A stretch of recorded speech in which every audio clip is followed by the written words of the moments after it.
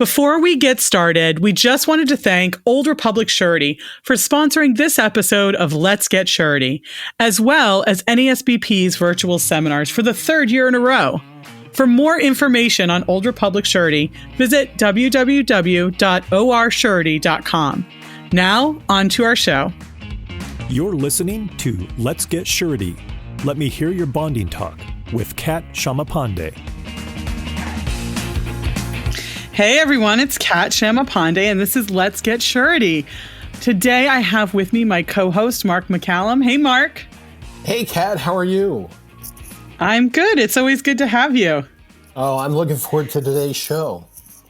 Me too, because today we're talking about something that I know plagues me, and I think plagues a lot of people in our industry. So in this crazy world we're living in, there's a barrage of disruptions and things to plug in and tools. And we need tools and strategies and mindsets to allow us to harness our attention and reach our highest potential. But that's not always something we can do easily. It feels like we might be overstressed, overwhelmed, or overtired. Do you ever feel like that, Mark? Every day, perhaps, maybe. I know. I feel like I've had a crazy busy day and I've done all these things, but yet I haven't completed a single task of value some days. And I know I'm not the only one that feels that way. So today, to talk with us about that, we have Neen James. She's author of Attention Pays: How to Drive Profitability, Productivity, and Accountability. So, hey, Neen, thanks for being with us. G'day, guys. What a treat it is to serve all your fabulous listeners. Thanks for having me on the show. We are so excited to have you because I know this is something that's not just hard for me. It's hard for a lot of people out there. So true. Not only are we overwhelmed, overstressed, overtired, but we're over COVID, and this is making it really tough to build relationships right now. I think you hit that nail on the head, Neen. And for our members, we're in a very relationship-driven industry. So I think it's hitting our members harder than it may be in some other cases. Yeah, when I work with bond producers, one of the things that they often ask me is, Neen, how do I get attention? Because they want to build engagement, build those relationships, right? Yeah. But often when they're looking for the answer to that, Kat, they focus on the metrics rather than the meaning behind those metrics. I believe that systems direct attention. So what we need to think about as bond producers is, how do we create systems of attention? And that's what I'd love to chat to everyone about today. Yeah, I'd love to hear more about that. What do you mean by systems of attention, Neen? Think of systems. We have systems every day. You all have a system for taking a shower. Chances are when you empty the dishwasher, you put the cutlery in the same place in the drawer. That's a system, right? So we have these systems in our life constantly. But what we need to do when we're building relationships is what I call systemized thoughtfulness. We need systems in place to show others that they matter to us. In my body of work with attention, when I was writing the book Attention Pays that you mentioned in my introduction, I realized we really pay attention in three ways. We pay attention personally, which is really who deserves our attention. That's about being thoughtful. We pay attention professionally, which is about what deserves our attention. That's about being productive, and don't we all want more of that? And then the third way we pay attention is global attention, which is about how we pay attention in the world and being responsible. So one of the things that we need to think about is who and what deserves our attention. A system to put in place that I work with many of my clients on is being able to really grab someone's attention and keep it. That's the key here. In a time where, Kat, we don't have happy hour, lunch, coffee meetings, all of the relationship building we used to do in person, we have to have a system now, and we have to get really clever on how we do that. So one thing that might be helpful for your listeners is what we call our advocate system. I shared this with a client recently and they loved it. Now, between you and I, an advocate system, it's just a sexy spreadsheet. But let me tell you how it works in my business and how all my clients are implementing it to really drive relationships deeper during this time. An advocate is someone who can advocate for you in your business. They might be a fabulous person who refers. They might be a center of influence. But what I do is every January, I create a new list of advocates. And people listening to this could do the same thing. Open a spreadsheet, put their names in the left-hand column. Anything from 5 to 20. Now, I've been doing this for many, many years, so I have 20 advocates on my list. And then what you do across the top of the spreadsheet is simply put the months, January through December. You get the idea. But here's the key, Kat. Yeah. Every month, you create an appointment with yourself and you reach out to your advocates. For example, in January, we have Australia Day, which is the 26th of January, which is kind of like Americans' 4th of July. So an easy thing for me to do is send something Australian to all my advocates. So what you want to think about is every month, reach out and do something different. If you want to get attention right now, don't send another email. And don't send those stupid emails, just checking in. Nobody wants to be checking in. That's a stupid waste of time, right? So think of clever ways to connect. Every month, touch those people on your spreadsheet. Now, here's some examples of things that I've done that have really worked for me and some of my clients. Every month, I try and find something that person might be interested in, whether it is a TED Talk that I think would be beneficial for them, or if a friend publishes a book, I'll buy 20 copies and send them to the advocates on the list, because I believe in lumpy mail. We get presents in the mail like parcels and people love it, right? So think about a clever way to get someone's attention. I even use hot pink mailing envelopes so that it stands out in the mail. Other things you can do that are really easy. Think about what those advocates are into. I once won a huge piece of business because the client, or the potential client at the time, Kat, he had said to me that he liked fly fishing. Now, I don't understand fishing. I certainly don't understand fly fishing. But I went to Amazon. I found an annual subscription to a fly fishing magazine. Mark, it only cost me like $6, and I sent it to him. Now, here's what's really cool about the system behind this. Amazon does all the work for me. I just plugged in his address, bought the subscription. Every month I showed up on his desk with that fly fishing magazine. So he was reminded of me. Cost me no more than $6. As a result, I stayed top of mind for him because I listened to the conversation. I picked up on something that was interesting to him and I took action. Systemized thoughtfulness is about creating a system so you can deliberately, consistently, consciously reach out to people you want to deepen your relationship with. In a time where we don't have lunches and happy hours and playing golf together, we need to be able to really stand out. Let's get creative about the way we get in front of our potential clients and also deepen the relationships with our existing clients. You know, one challenge I'd have to our listeners is, when's the last time you actually reached out to your existing clients and just thanked them for the business that you do together? That's a fantastic place to start because you will be top of mind for them. And you can then you have the right then to say, hey, is there anyone else that you would like me to connect with? We've got to be very diligent. That's how attention pays. Well, and I love the idea of scheduling that time because I know with, everything happening, it's so easy to let time slip away and not get to something that you intended to do. So scheduling that time probably really helps with that. Is that what you've heard from clients? Yeah, that's exactly what it is. And so you make the appointment not negotiable. And if you do it every single month, you can handle half an hour to maybe 45 minutes every month to really deepen relationships. The challenge is that we often don't think about new business until we need new business. And then we're selling from a place of desperation. And I think what happens is people can sense that. So it's my belief that we really need to sell from a place of conviction rather than convincing someone to buy from us. So you need to be sure that you are the absolute best person for them to work with. One way to do that is to deepen the relationship through multiple different touch points throughout the year. So when they're ready, you'll be top of mind. But that requires a system. Hold yourself accountable. Think about implementing it within your team, within the firm, and think about brainstorming different ways to stay connected. For my premium clients who are in the luxury market, I've bought things like the Rob Vices. There's a gift box that arrives every month. It's ridiculous. It's super lush. It's crazy. But wow, it was a great investment for a piece of business that was very successful. And I just turned up every month just because, and they loved it. And they were then thinking, well, this is someone who's investing in me proactively. I want to invest in her. So we have to think about, you're not giving to get, but you're giving to deepen the relationship, because sometimes you never know who might come back to you. Before the recording, Kat, you and I were chatting about a client who reached out to me who saw me speak like 8 years ago in the basement of a New York hotel, but I've been staying in contact with them, and they're finally in a position where they can hire me. So we have to really play the long game when it comes to the kind of work that we all do. Yeah, and I think that's so true in the surety industry. It's all about those long-term relationships in our industry. So how you're talking about businesses who've done well. And one of the things I like you're saying about the gifts is that they're all personalized. So you're not just sending a generic item, which I think all of us have received those. It's more like a generic email you were talking about, right?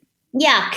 If you're going to send an email, get clever. Use video email instead. So my thought is, Kat, whenever someone zigs, I'll zag. For example, instead of sending just a text message, I'll send a video message. Instead of sending just a video email, I'll grab a little letterboard and customize the letterboard with some cheeky, fun message to the person I'm shooting the video for, so they can see that it's custom, right? Yeah. So we've got to really think about how we're customizing our time in serving that person as well, which means you have to pay attention in the calls, in the emails, on their social media profile. Another very easy thing is, of your 20 advocates, say, for example, you just start with 5, go have a look at their social media. What are they posting about? You can stalk them in sort of a friendly way. Don't go too deep or it'll be a little creepy. But think about, what are they posting about? Are they into cooking? Are there particular shows they're promoting? Are they a grandparent who like worships their FaceTimes with their kids? Like whatever it is, start to have a look before you reach out to someone so that you can have a connection point. There's a genius little book called Digital Persuasion. And by the way, she'd be a great guest for you guys. Her name's Erin King, and she speaks about how to be very persuasive in the way that you write emails and that you post on social media. Her belief is, she and I have very similar philosophies. Her belief is that you have to get someone's attention in 10 words or less. So when you think about what that means, we have to be really clever. If we're going to send an email, Kat, it better get to the point, it better make an impact, and it better be personalized. And it means that old school elevator speech is a little too long, right? I hate that concept of elevator pitches. The challenge with an elevator is, I don't know about you guys, I've never done business in an elevator. That's like a crazy thought. Now, I do believe you need to have a very good way to articulate your values. So when the elevator doors open and you walk across the lobby with that potential client and they say to you, hey, that sounds amazing. Can you come up to our boardroom and tell our board about it? That's the kind of thing I'm interested in. But those stupid little phrases, it doesn't resonate with me, because what happens is, have you guys ever been at a networking event and someone goes into their spiel, into their elevator pitch, and you watch them go into like robot talk, robot face, robot gestures? It's like, no, that's not cool. Don't do that. We use a system called the attention matrix, which is a framework to help people articulate their value. But it's more than an elevator pitch. It's about sharing and customizing every time you talk to someone something that's going to be absolutely about them and their benefit. I think the elevator pitch, and in Australia we call it a lift, so maybe that's why I also have trouble with it. Just doesn't make sense to me. Well, as I'm listening to you talk about this, I don't know if you're thinking the same thing, Mark. I just keep thinking that there's so much material that NASBP puts out there that could really help a lot of our producer members do this. You know, there's this podcast.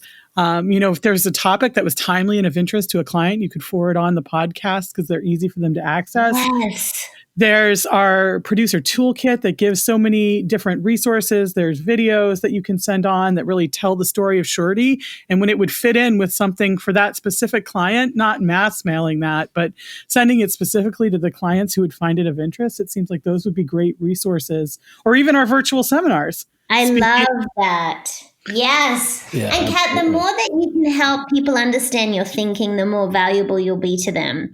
One thing that I think is really important for people to understand is that we all want to be able to feel seen and heard, right? That's what attention's all about. People want to be seen and heard.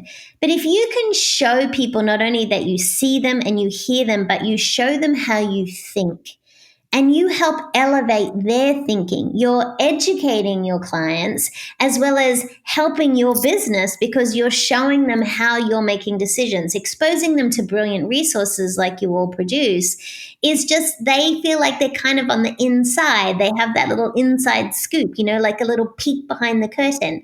Everybody wants that. So think of a clever way to communicate some of those resources, and don't copy and paste them all into one big email. Nobody will do that. If I have to press the page down key on my email, your email is too long. Like, keep it short, get to the point, because remember, when we're trying to grab someone's attention, there's this whole stupid idea you've probably heard out there that marketers have been spouting. They're saying we have the attention span of a goldfish, which is very insulting. But people are saying that like our attention span is declining. It's not. That's also stupid. There's no research to say that.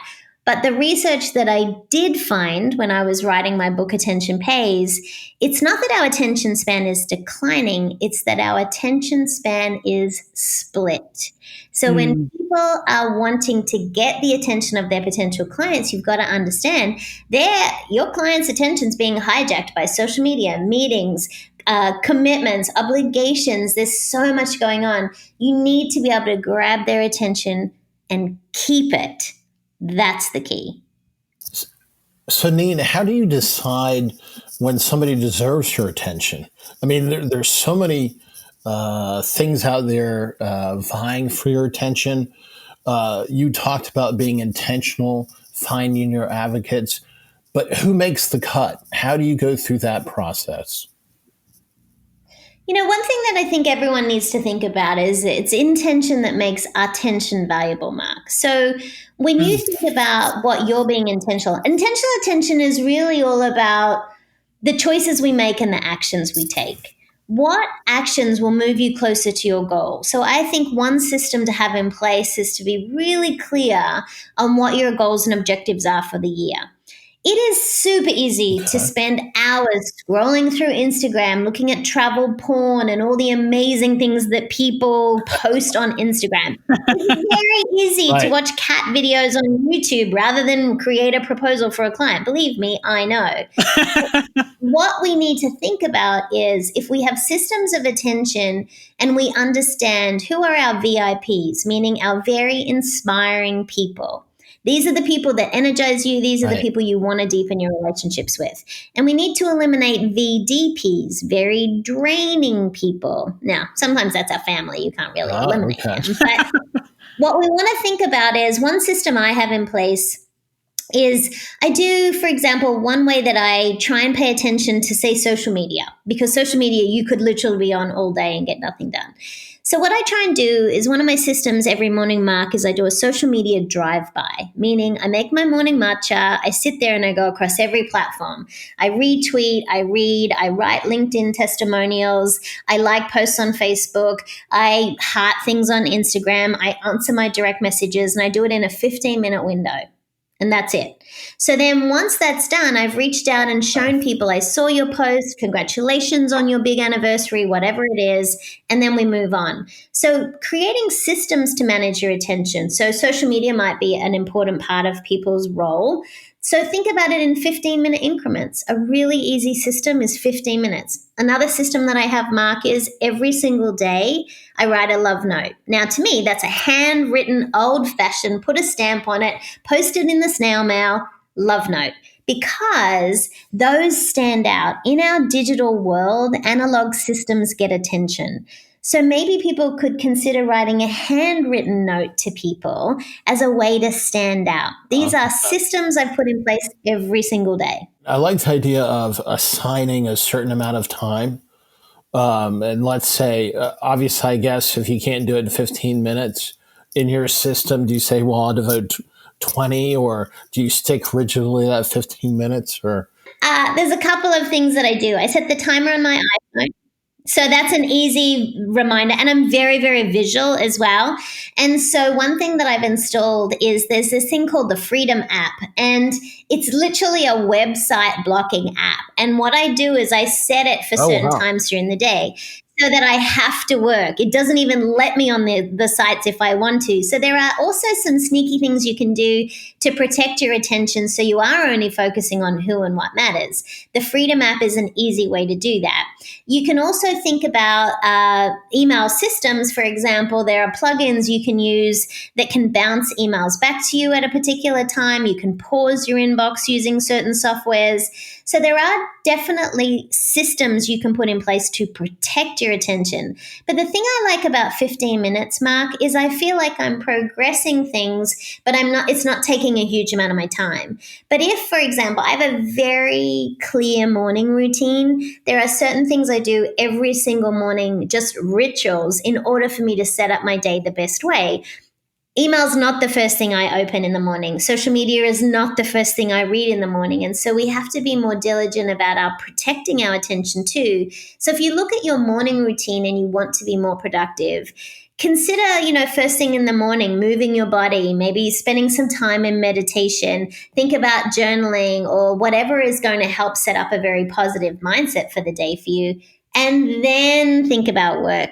Too often, I think what happens, Mark, we set our alarm for 6 a.m. and we roll over, we hear the alarm go off, we grab our phone, and then we start the spaced out scroll, right? So we look at text messages and then we reply, and then we look at Facebook and then we like and we cringe and we frown and we see a funny GIF and we think, oh, I should respond. And then we open Instagram and then we answer our direct messages and we're like, oh my God, I should get up. And then we go to brush our teeth and we realize we're out of toothpaste. So we're like, Alexa, order toothpaste. And then this is, and then we're like, oh my God, I have to respond to these emails. There's something from my boss. I better reply. And we haven't even made it to the bathroom yet. And yet we're in this crazy distracted state. Well, Neen, you've shared with us so many good tips, I think, on how to manage our attention.